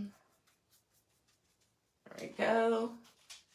And then let's just come back in with one of our blending brushes right here. And guys, we're almost done. I do want to speed it up a little bit because I've got about 25 more minutes and I definitely want to respect your time. I have been watching the comments though, so I haven't missed too much. And all I'm doing is going up and down here. I'm not flicking because it's a very long section and it's just a highlight. I'm not blending, just a highlight. Well, I guess I am blending those colors together for the highlight, but I just want to shorten it up some. All right, then we're gonna come in and do the foot down here. Let me move my paint back over here.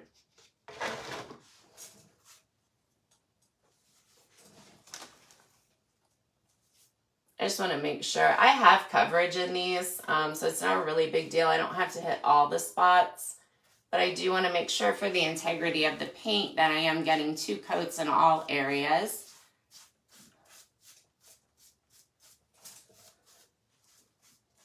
So I'm not just doing a highlight here. I am actually doing a little bit of a blend. I won't have a pure, probably buttercream color because it's such a small area in the way that I'm doing it.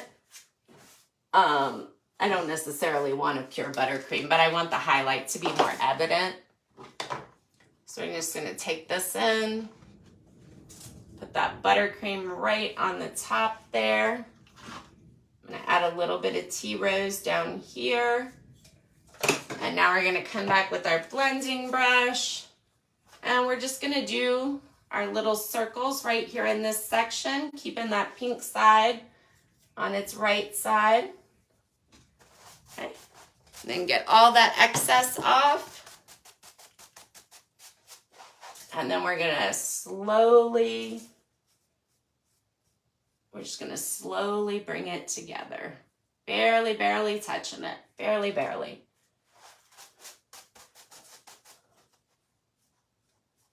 Nice and smooth.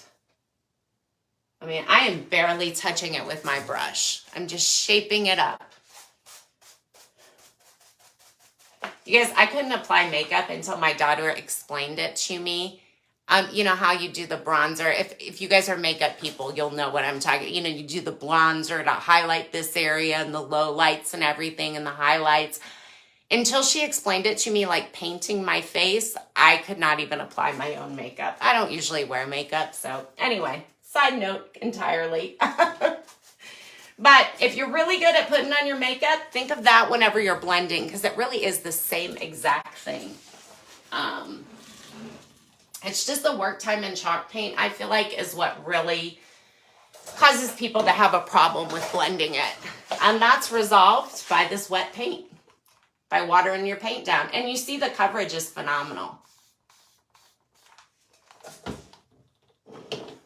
Still. All right.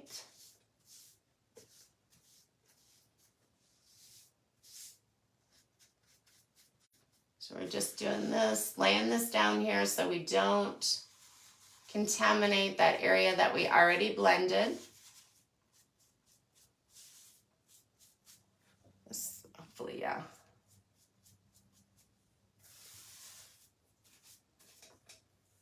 And I'm always constantly twisting my brush around. So when I'm going through this area, I'm just holding it so my bristles are kind of the long way. You can just do that. And we're gonna do, I'm not gonna do this to show you this side. I'm just gonna paint it. Because we haven't done the second coat here, so it doesn't matter. I do like to get this inside first, so that way it doesn't matter. I haven't blended that area. I don't have to be concerned about messing up an area I've already painted. And let's see here. Perfect. Let's give it our little highlights. By the way, Well, actually, I'll get to that when we get to the side. I was going to jump ahead there. Just offloading a little bit of that buttercream because this is our highlight. Make sure my brush is nice and dry. By the way, I have my brush the long way, so I'm just doing this right here to give it that highlight. I'm pulling pink all the way down through. That's why it's a highlight. I am doing, even with my brush holding it this way, I am doing a slight cross with my wrist. Now, I'm just going over to give it that smoothness. Make sure that my transition, which is like right here and right here, is super smooth. You're not seeing like a hard changeover.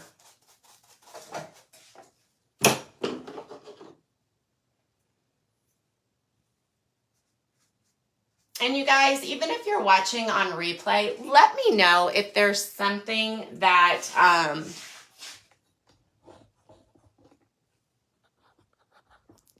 let me get you down to the split here. Let me know if there's something like you're confused about or you have a question about. Please don't be shy. Feel free to message me as well anytime. I usually see the ones on my page first. But like I said, I mean, I'll be monitoring the group, but if it's a question that you just don't want to post, feel free to message it as well.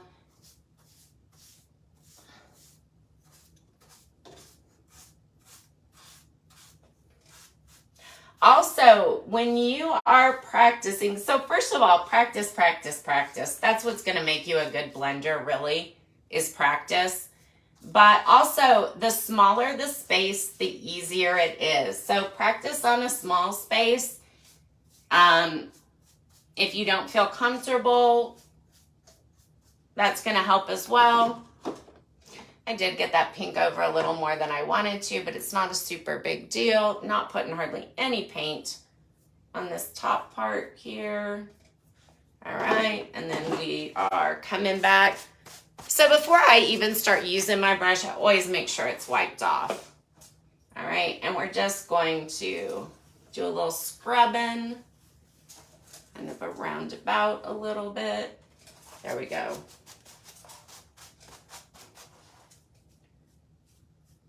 And we're just gonna go around it. So by the way, I want that buttercream to be a little more pure. I got my brush a little too far over. So I'm just gonna add a little bit of buttercream there. I'm gonna make sure there's absolutely no paint on my brush. And I'm actually just gonna go in a little X. And then I'm going to smooth out around the sides. You can use every different angle of your brush. You guys, we're having a terrible storm right now. My poor little doggy is scared to death at my feet. You know, literally a few days ago, we were down to 40s at night, and we were like, I think 86 today.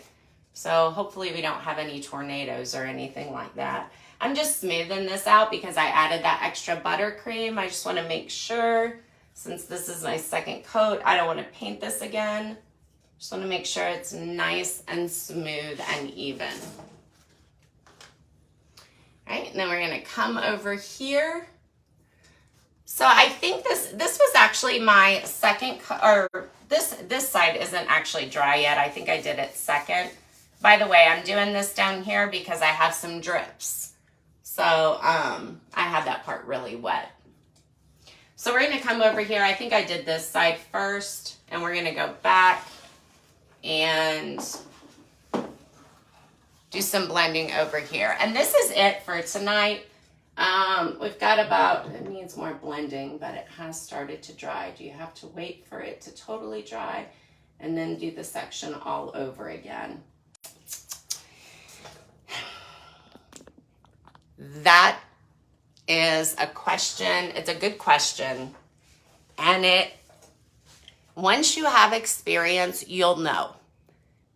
But with that being said, if you have added so much water and So like I said, you have thick paint on. It starts to dry from the inside out. So this inside is dry. This outside is moving, but it's super watery and it's pulling this paint. Stop. Just stop and let it go. Let it go. But if you don't have a lot of water on your piece, it's starting to dry and it's pulling, sometimes you can spray it with it, mist it with a little bit of water, add just a tiny bit of watered down paint to it, and then fix it. But that's something that definitely, if you water down your paint, you shouldn't have that experience at all. So that's number one. Watering down your paint is better than spraying and misting. It is. I just don't do it anymore because it's like an extra step, but it really creates a better blend. Well, it creates a better blend when you're newer to blending. And you really won't have that experience like you do when you're not watering down your paint. It's sometimes, I would say, as much as I blend, I would say every great once in a while, I will have to stop and then do that third coat because it's pulling too much and it's just not how I want it. I know how I want to explain it.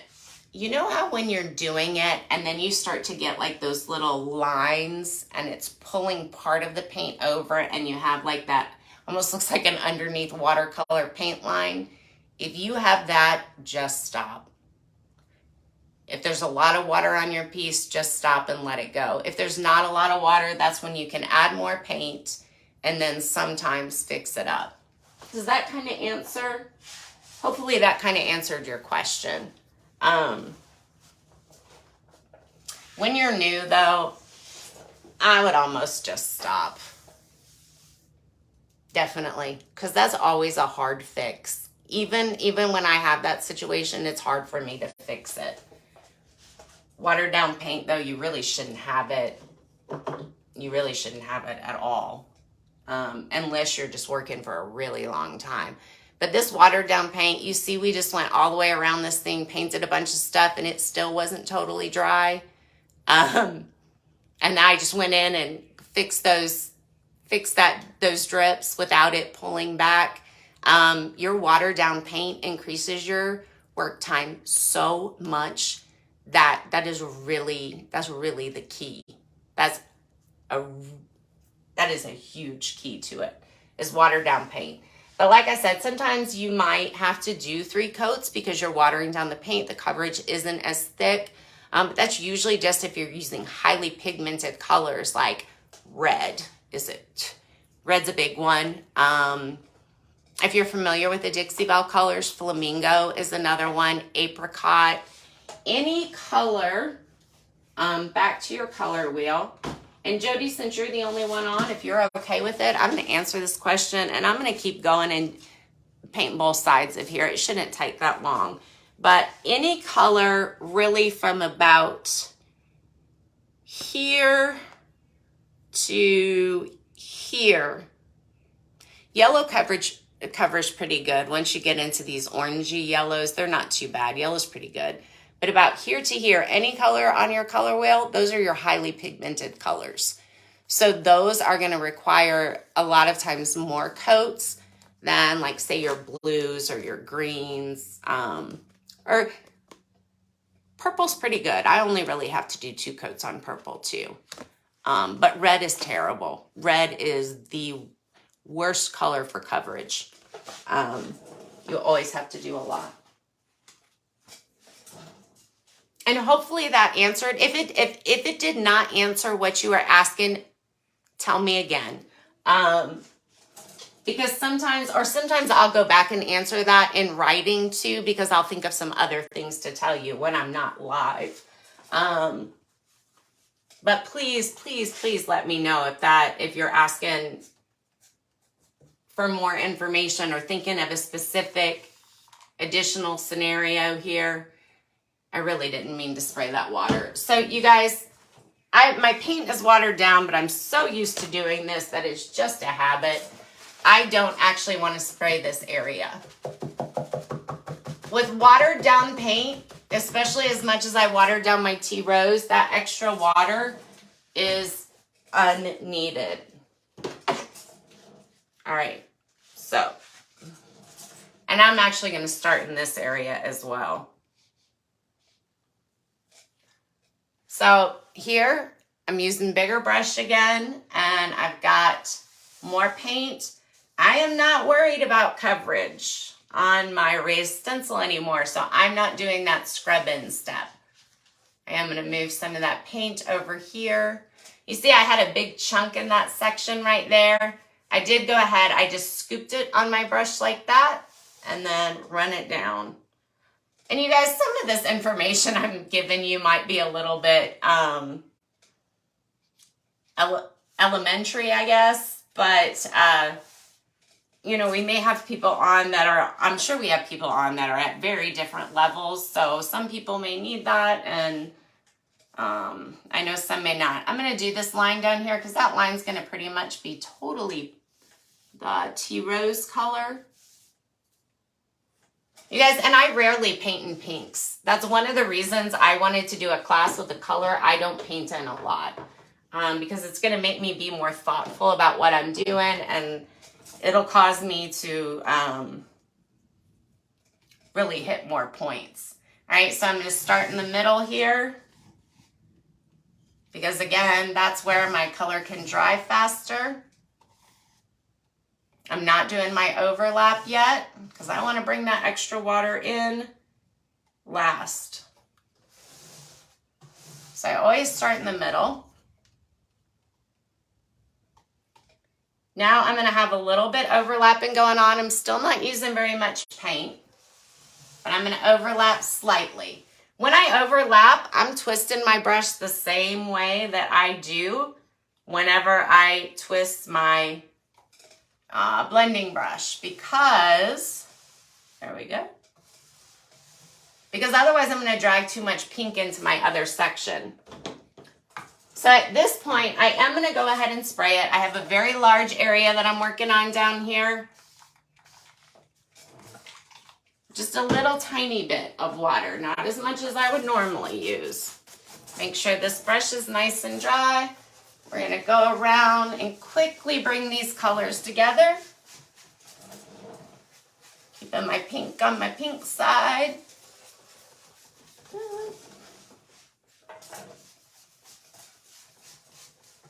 Go, and I'm being careful a little bit of this section over here because that's already done. This one isn't. All right, so now that I've got this, I'm going to smooth that first of all. And I think all those areas are smooth. So now I just want to come through and do a little extra. Oh, flick of the wrist, flick, flick, flick, flick, flick. Very light. I'm not putting a lot of pressure on my second coat here because I don't need to. Colors come together much easier.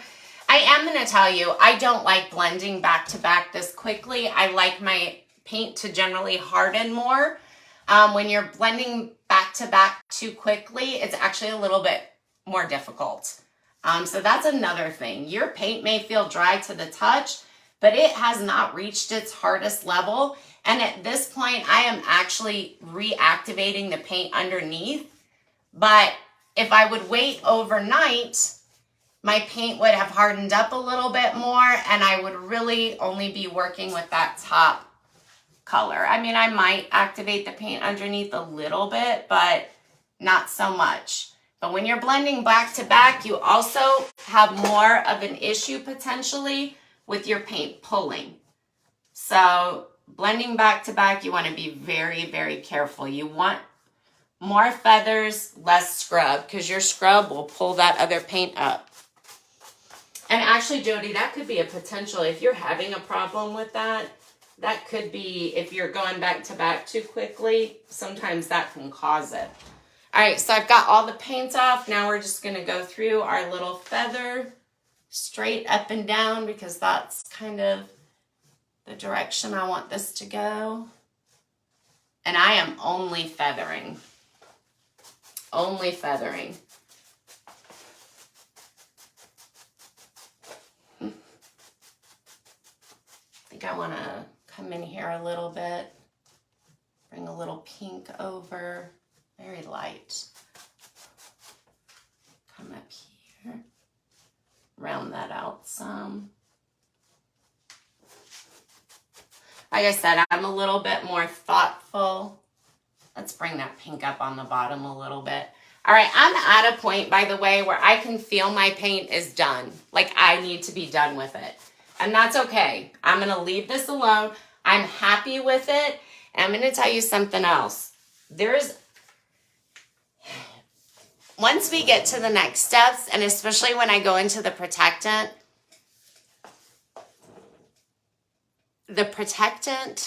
and there's another little trick whenever I do that, is really going to smooth out that blend a little bit as well. I typically hate my blends until I protect. So don't be too hard on yourself, because there is a trick when you do that protectant that's going to help. It's really going to bring it together. All right, so down here, I've got a little white that overlapped. All I'm doing is lightly moving my brush across, no flick of the wrist. I want to keep it very close, lightly feathering that in so that white is just blending into that tea rose. That white that I flicked over it, or the buttercream, whatever, is just blending right into that tea rose. So again, on the bottom and this side over here, we pretty much kept it, for the most part, tea rose with a little highlight. I do need to blend this up here. I'm going to wet my brush to blend that up there because I don't want to miss this. I told you, mostly unless you want drips, you want to go from the top down. If you want drips, you go from the bottom up. Because there are blends that where drips look really nice. But I'm doing this section. All right, so we're just putting that in here. And then, like I said, I think I liked before when we did it, I liked that pink down a little bit. So we're going to move that across. And I wanted that up there as well. So in this case, I've already used this small brush. I'm going to wet it down. I'm running out of buttercream over here. And we're just going to wipe that through. I have water in my paint. That's why I can get by with really not adding water up here. I have water in my paint and I put water on my brush. So this is mainly just a highlight. Flip my brush around so that pink section is up there. And let's flick this over. See, I'm taking all that excess pink I got on my brush right off here. And then we're gonna feather, feather, feather. And this is a little flick. It's a feathery flick of the wrist. Flick your wrist. I know I keep saying the same thing here, but those are literally the most important things. And then we have a nice little highlight up there. And now we're just going to do this part and the bottom section here. So I like to offload my brush.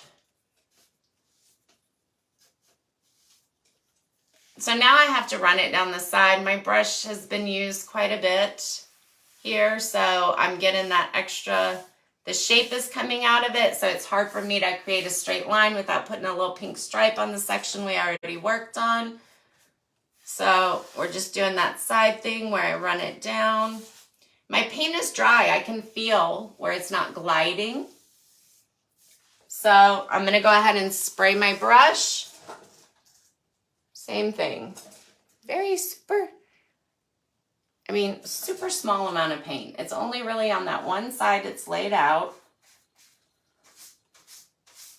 So after I offload it, it's easier to spread it out faster, which is why I do that and don't just go straight onto my piece when I'm doing a section like this. It's how you keep it off your other part. And then just very light, go up. We're gonna put the second coat on this leg down here. And while this paint is still wet, we're gonna come in with our buttercream. And we're just gonna do a quick highlight of buttercream, come back with our blending brush, and just mix that right in. So it's really just a lighter shade of pink.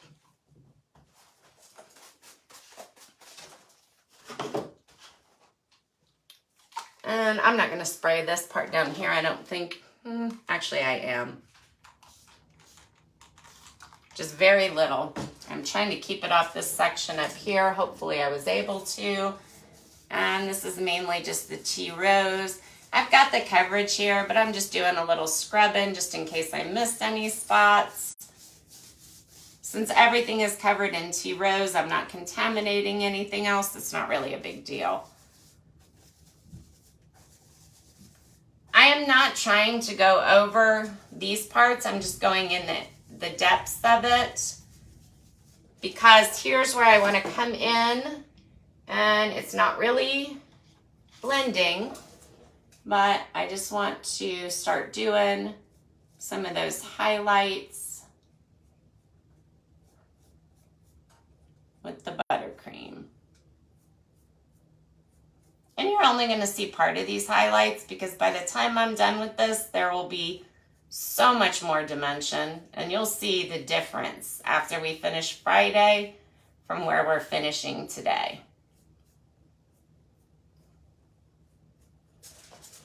All right, so I think that's all I want on that side. So we just have this other side to do. It's 7 o'clock.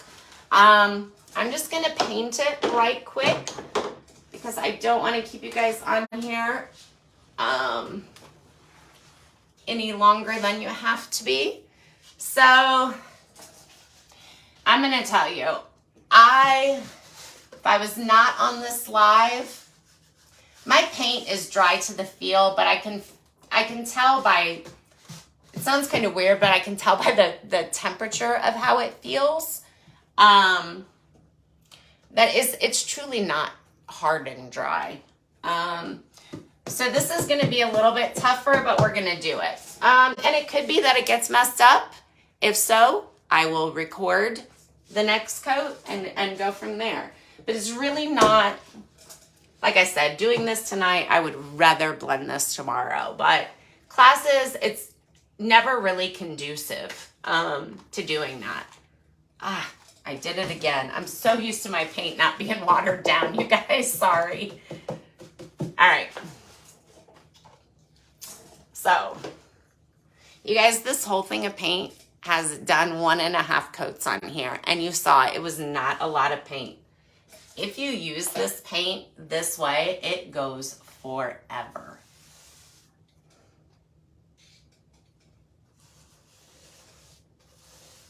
Again, I'm not trying to scrub it in this time like the first coat.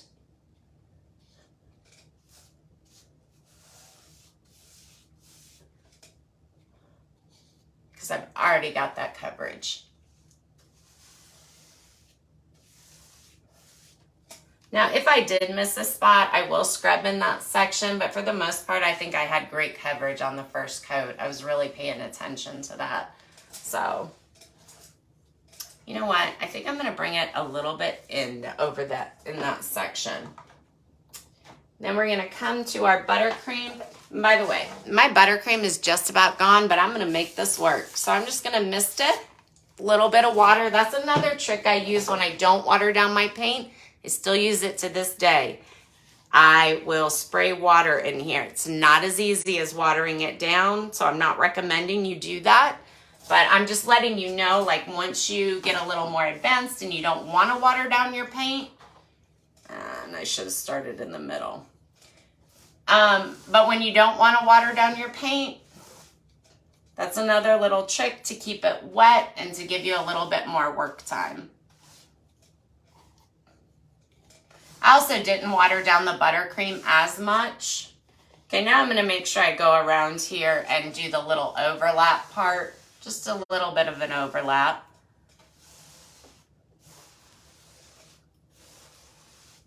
That overlap, I'm going to tell you, that overlap is really important when your colors are not close to each other on the color wheel. That overlap will make all the difference in the world for you. All right, perfect. So now we're going to come back to our blending brush. And we are going to do our little scrub. Keeping that pink side on the pink side.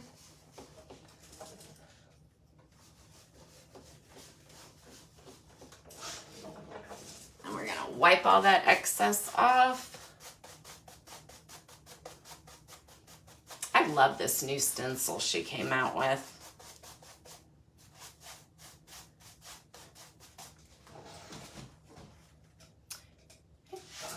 Now, first of all, I just need to blend some of this art. I need to wipe it again because I needed to just hit some of these areas and smooth that out a little bit. But I don't want to mix and get too much pink where I don't want it. All right, so now I'm going to take all that pink off. Now we're going to start flicking this together. You just want to watch where your colors are going while you're doing it.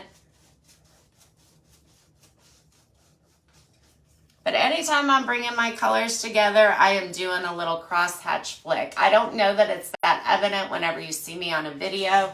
And I tell you what, I did that same thing over here.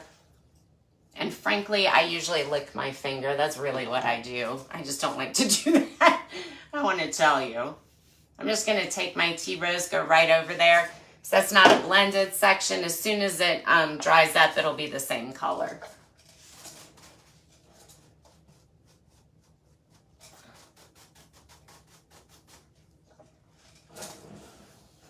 A lot of times it's nice to step back too and just see the areas that you need to bring together more.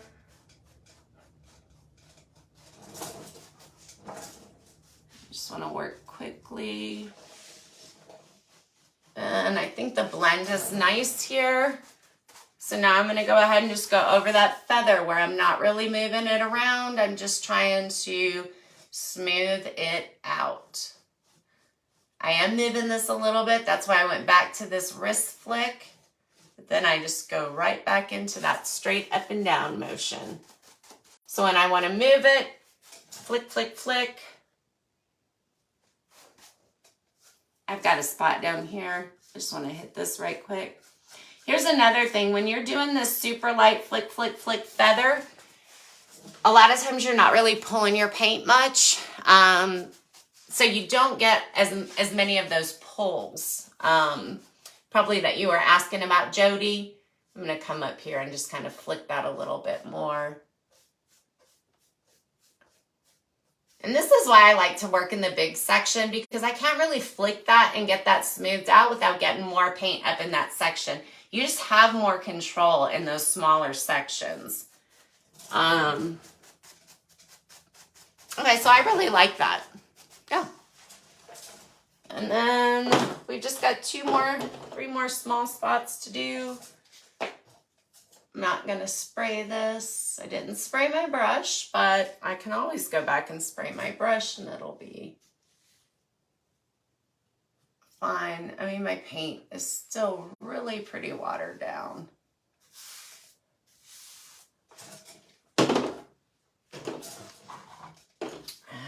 Let's see if we can get enough buttercream out of here. I should be able to.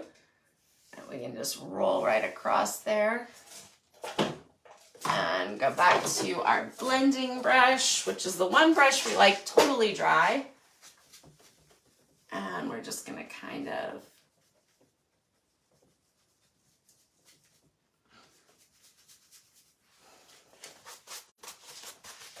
pull that together right quick. And then, okay, so we did more of a highlight here. We're going to pull that.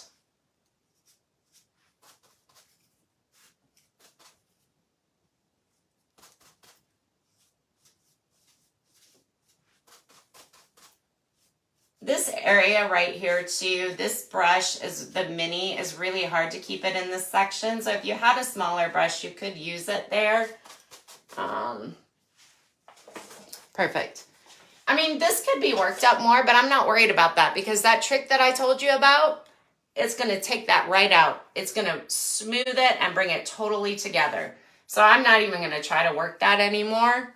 You probably can't see it on camera, but I can tell. All right, so now we're just going to get our bottom and this side over here.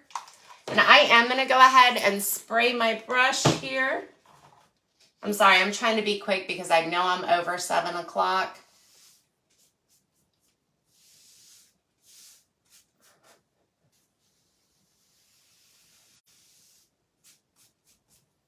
I'm not having to move my brush like this and run it down the side because the shape is pretty well right now. Earlier it was a little drier, which is why the shape wasn't holding as much. You don't want that excess paint lip there, so I always just do that with my finger. You can do it with a brush, but if you do it with a brush, you're just more likely to contaminate that other work area.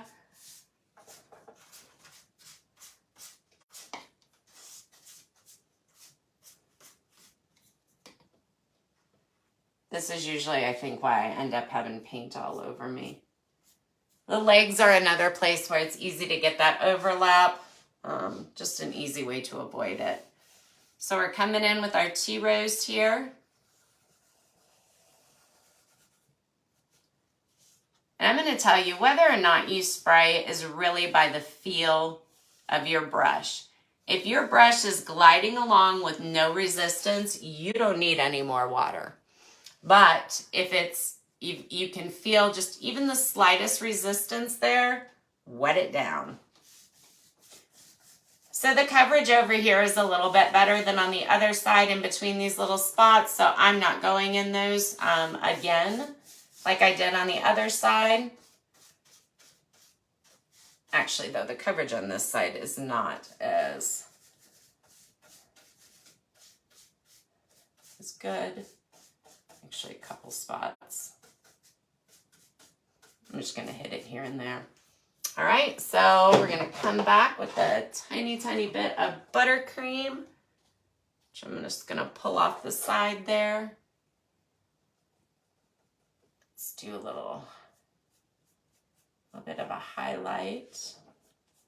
It's still blending, but it doesn't matter because I'll just come back later when it's totally dry and do it a little bit more. So this area right here, I want to soften that up some. So I'm just going to take, where's my blending brush? Oh, blending brush right here. And I'm going to soften it up. I'm just going to run it sideways. I don't want to get anything anywhere else. And I just soften that up. So it's just a lighter shade of pink for a highlight. And I'll come back in and so here's another little thing. So I actually accidentally got some of that buttercream right there. You see when I do this, the color on this brush is always ends up to be the, it's not quite the darkest color. It's like a shade in between the dark and the light if you're doing a 2-color. So a lot of times you can use this brush to fix areas. There's no paint on it. I just got rid of that little mark I had over there by taking this dry brush that when you hit it will create just a little bit. It's enough to just take that tint right out. And that's a trick I do a lot. I mean, I do that all the time. Oh, good. Thanks, Jody. Sorry it went so long and I'm a little over, but like I said, I really just want this class to give you everything you need and all in one spot. But that is it, and we will let this dry. I will do the protectant video tomorrow. And then I will see you guys back on Friday from 5 to 7. And we will be doing the shading and highlighting. I've added a couple products as well. So we're going to be using, we'll probably be using a little bit of gilding wax, a little bit of Dixie Shine.